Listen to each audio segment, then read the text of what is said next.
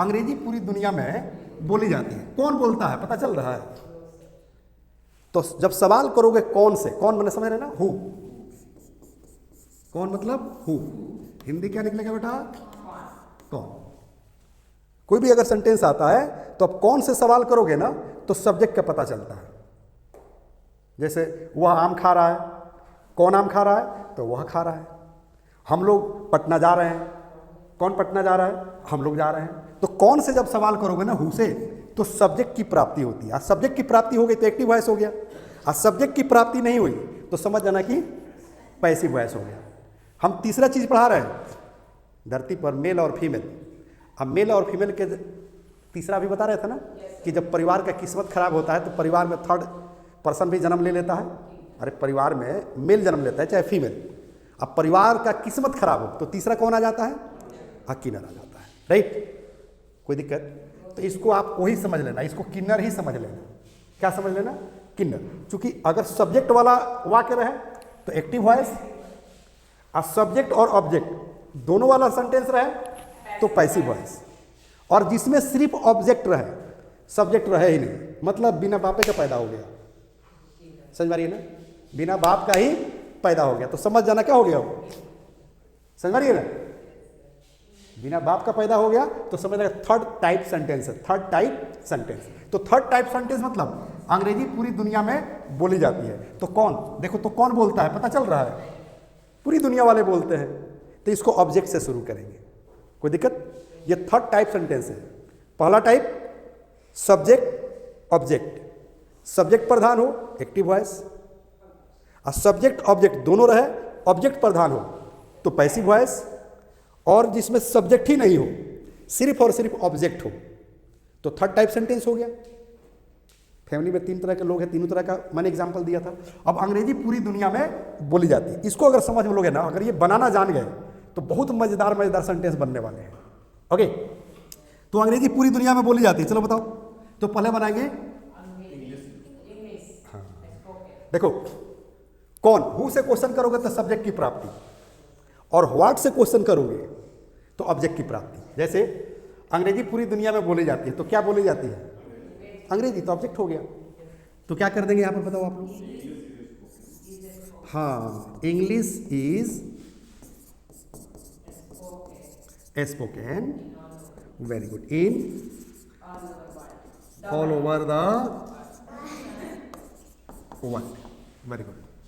ठीक है, अब देखो तो जब कह रहे कि English is spoken in all over the world, अंग्रेजी पूरी दुनिया में बोली जाती है। अब क्या करना है बेटा?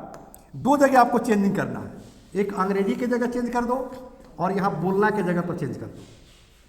जैसे चाय पूरी दुनिया में पी जाती है, औरतों की इज्जत पूरी दुनिया में की जाती है। समझ रही ना? पैसा का इज्जत पूरी दुनिया में की जाती है।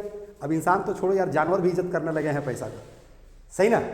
चलो, तो अब यहां पर कहा जाए कि चाय पूरी दुनिया में पी जाती है, या चाय सुबह सुबह पी जाती है चुस्की ले लेकर। राइट, तो चाय पी जाती है, बनाओ अब इस पर, चाय पी जाती है क्या कहेंगे? टी। हाँ, इज टेकन, चाय पी जाती है। आप पूरी दुनिया में कहना चाहते हो तो कहा दो in all over the world. आज सुबह में पी जाती है तो in the morning, T is taken in the morning, कोई दिक्कत? T is taken in the morning, तो इन द मॉर्निंग कर दे रहे हैं, इन द मॉर्निंग, कोई दिक्कत है? अगर आप कहना हो यहां पर T is taken in the morning, तो यहां अगर कॉफी कहना हो तो क्या कर देंगे? कॉफी कर देंगे। भोजपुरी यूपी और बिहार में बोली जाती है, या भोजपुरी पूरे यूपी और बिहार में बोली जाती है, तो क्या कहेंगे? Bhojpuri is spoken. देखो यहां पर इंग्लिश की जगह पर भोजपुरी कर, Bhojpuri is spoken in all over the world. हाँ, ले जाओ ना, अब तो खेसारी भैया तो लेकर चला गया लंदन, है ना? राइट, हाँ, ऑल ओवर वर्ल्ड नहीं तो यहां पर चेंज कर दो। ठीक है, क्या कर दो? यहां चेंज कर दो कि Bhojpuri is spoken in all over UP and Bihar. कोई दिक्कत है? मेरे ख्याल से सबको कंसेप्ट समझ में आ रहा है बेटा कि जो है कैसे जो है इस पर सेंटेंस बन रहा है। ठीक है, अब कहा जाए कि मेरी बेइज्जती होती है, सबसे ज्यादा जरूरी है कि इसका स्ट्रक्चर लिख देना। क्या लिख देना? स्ट्रक्चर लिख देना। तो स्ट्रक्चर यानी कि ऑब्जेक्ट, राइट। और ऑब्जेक्ट के बाद क्या चीज? इज, आर, एम, जरूरत के मुताबिक, राइट। उसके बाद क्या चीज?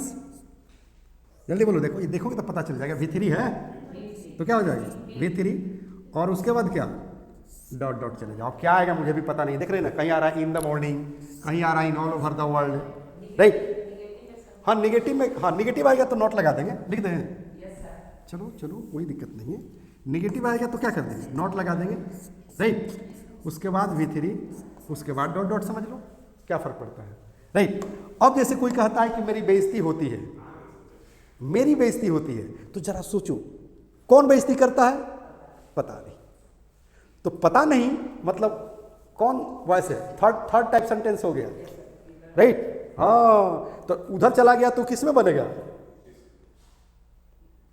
अच्छा एक बात बताओ, जो थर्ड टाइप हम लोगों ने कहा उसका नेचर किससे जुलता है? मर्द से कि औरत से? जो किन्नर होते हैं उनका नेचर औरत से या मर्द से? औरत से मिलता जुलता है, तभी तो साड़ी पहनती है, तभी तो साड़ी पहनती है, राइट। तो जो सब्जेक्ट प्रधान, सब्जेक्ट ऑब्जेक्ट दोनों पर, समझो पहले फिर एक बार, सब्जेक्ट ऑब्जेक्ट दोनों रहे और सब्जेक्ट प्रधान तो एक्टिव वॉइस, और सब्जेक्ट ऑब्जेक्ट दोनों रहे और ऑब्जेक्ट प्रधान तो पैसिव वॉइस, कोई दिक्कत। और सब्जेक्टे ना रहे, सिर्फ ऑब्जेक्ट रहे, तो उसी को हम लोग थर्ड टाइप माने हैं, जिसको हम लोग किन्नर का नाम ले दिए, कि जिस परिवार का किस्मत खराब होता है उस परिवार में किन्नर पैदा हो जाते हैं, कोई दिक्कत। तो अगर आपका किस्मत खराब होगा तो इस तरह का सेंटेंस आपके सामने आ जाएगा, तो ना एक्टिव होगा ना पैसिव होगा, किन्नर समझ लीजिएगा, थर्ड टाइप समझ लीजिएगा, तो पैसिव वॉइस में बन जाएगा, क्योंकि किन्नर का नेचर फीमेल से मिलता जुलता होता है, राइट।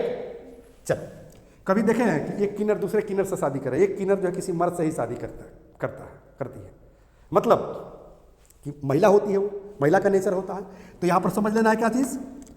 ऑब्जेक्ट के अनुसार इज, आ, एम का चुनाव करेंगे, नोट की आवश्यकता नोट, V3, और यहाँ डॉट डॉट जैसे यहाँ पर हो गया, राइट। अब मेरी बेइज्जती होती है तो क्या कहेंगे बताओ? हाँ तो अब क्या हो गया? आई, ये ऑब्जेक्ट हो गया, ये मत समझिए कि ये सब्जेक्ट है। मेरी बेइज्जती होती है, कौन करता है? तो करने वाला नहीं है, यानी कि सब्जेक्ट नहीं है, लेकिन जब बेइज्जती होती है उसका क्रिया का फल, ऑब्जेक्ट किसे कहते हैं पहले बताओ? हाँ, जिस पर क्रिया का फल जाकर पड़ता है उसे हम ऑब्जेक्ट कहते हैं। तो मेरी बेइज्जती होती है, तो बेइज्जती करना एक क्रिया हो गया। अब बेइज्जती करना का फल किस पर पड़ रहा है? मुझ पर, तो आई हो गया। और आई के अनुसार क्या कर देंगे? एम लगा देंगे, आई एम इंसल्टेड, हो गया, मेरी बेइज्जती होती है। अब तुम्हारी बेइज्जती होती है, यू आर इंसल्टेड, सबकी बेइज्जती होती है, ऑला इंसल्टेड। मारिया की बेइज्जती होती है तो मारिया इज इंसल्टेड। माही की बेइज्जती होती है, माही इज इंसल्टेड। चाय की बेइज्जती होती है, टी इज इंसल्टेड। माना सामने चाय आ गया, तुम करो पियेंगे ही नहीं, तो चाय की बेइज्जती होगी रही है ना, तो टी इज इंसल्टेड, समझ में ना। पैसे की बेइज्जती होती है। The first step towards achieving your dreams is having the right coach. Get the best education with English Plus by Sanjeev Sivaneer and make your spoken English dreams come true. Download the app now.